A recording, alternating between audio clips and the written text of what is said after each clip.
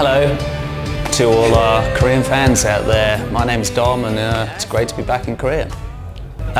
We arrived yesterday from Hong Kong and we had to fly over the typhoon that's kind of hit Taiwan and the east coast of China there. So it was a bit of a scary flight, but yeah, we arrived yesterday, we got in yesterday evening and then we went and had some Korean barbecue food. So that's what we've done.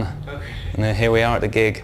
Yeah, I mean on the day of the gig I can't do a lot. I like to kind of sleep as much as possible the night before and then I like go to the gym and then that's all I can do and then we have to come to the venue and sound check. So on the actual day of the show I don't really have time to go and like sightsee as much as I'd like, so we had dinner, today's the gig. And tomorrow I leave in the afternoon, so maybe in the morning I can go and see a little bit of Seoul again, and see some sights. 6. Awesome. We've always loved coming to Korea, and one thing that we've really noticed is the Korean audience, they kind of go really, really crazy, because we've done a lot of traveling around Asia and all over the world, but every country and every culture has a different way in which they react to the music. And from like the first time we ever came to Korea and played, we noticed that the audiences kind of go pretty wild, which is great for us to see because there's like this kind of like out of control feeling that's happening in the shows, which is great. But I don't know. We've been to Seoul right in the middle of the winter where it's like fucking freezing and the whole river's just ice. Yeah, completely frozen, and it's like it's too cold to go outside. And then we've also been here in the summer and done like the Jinsan Festival or something like that. Yeah, and that's awesome. So Korea's always like fun for us to come here and play.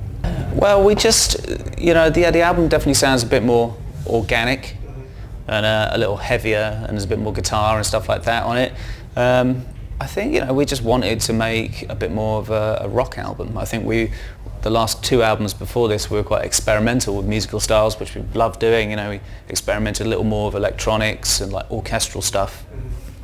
And I think this time round we just kind of wanted to make some rock music, because we wanted to. But yeah, I suppose the process of putting the tracks together was, quite a organic setup in many ways, because it was just us kind of jamming out the songs in a room rather than being like in a studio and building up tracks like track by track, which is what we've done before, particularly with the more experimental stuff. So I think this album ended up sounding quite live and free because of that, which is what we set out to achieve. This album is a bit different, I suppose, because lyrically there's a bit of a theme that runs through it.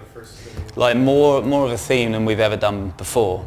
I think we've kind of touched on concept albums before, but this one is, closer to that idea. There's a bit of a theme, a bit of a narrative, and we kind of discussed it, and Matt came in and we came up with this idea and talked about it, and we're like, cool, well it'll be good to use this concept of drones as a metaphor,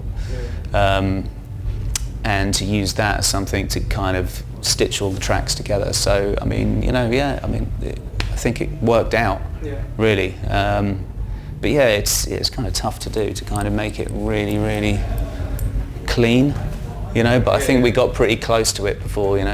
We've got pretty close to it this time rather than what we've done before. On Mars.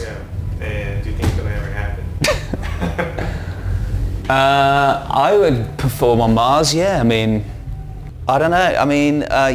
That'd be fun. It'd be awesome. Yeah, it's going to take 2 years to get there, which would be a bit of a ball ache. But the most difficult track is we were just playing The Globalist in the sound check off the new album, which is kind of the big 11-minute thing. So we're still like rehearsing it to get it ready for later in the year, and we still can't play it. So that's pretty hard. It's just there's a lot going on. There's lots of different parts, and from a drumming point of view, it's just quite the different sections are quite different. So you have to very quickly adjust. So that's a little tricky, but you know, we'll get there. I don't know, I always find like, you know, the really slow, simple songs are normally the most difficult. You know, it's kind of easier to play fast and more like complicated, like Stockholm Syndrome or something like that, because you can cover up your mistakes with the speed of the song. But trying to like play really slow and like simple things without speeding up, that can be the most difficult sometimes, being like really like just locked into your groove. You know, Unintended used to, not so much now, but we don't really play it, but like back in the day, you know, that used to get on my nerves because it'd be, you know, you find yourself speeding up, slowing down the whole time. So it's, you know, staying like slow and consistent is probably the most difficult. Yeah, I don't know what the secret is. I mean, we've been together for a while, but let's see. I mean, you know, we just started so young. You know, we started when we were 12 or 13, and kind of, you know, grew up together, you know, until the point that we were able to actually record our first album and release it. So we'd already kind of been quite tightly together for a good amount of time before anything really serious happened in our lives, you know. So, yeah, I don't know, I think we're just like brothers, I suppose. Yeah. You know, we knew each other so well before, like I said, we started traveling and it all got kind of crazy. Yeah. So I think that helped, you know, it kind of keeps you quite grounded.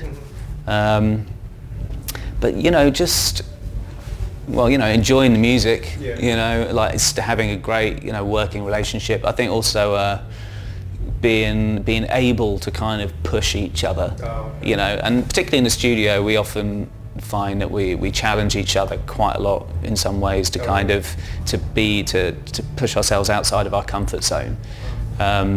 You know, that's great because it keeps you on your toes, and I think we've always felt like, you know, we get a lot out of Muse creatively, all three of us, so we haven't felt the need to go, oh shit, you know, I've got to go and work on this on my own, because I think Muse kind of supplies that for us, you know, and the whole like I'm going to go and work on my own thing is what can split bands up sometimes. So I think we just like enjoy what we do creatively and can kind of push ourselves outside the comfort zone, and you know, just sticking together, you know, just don't split up.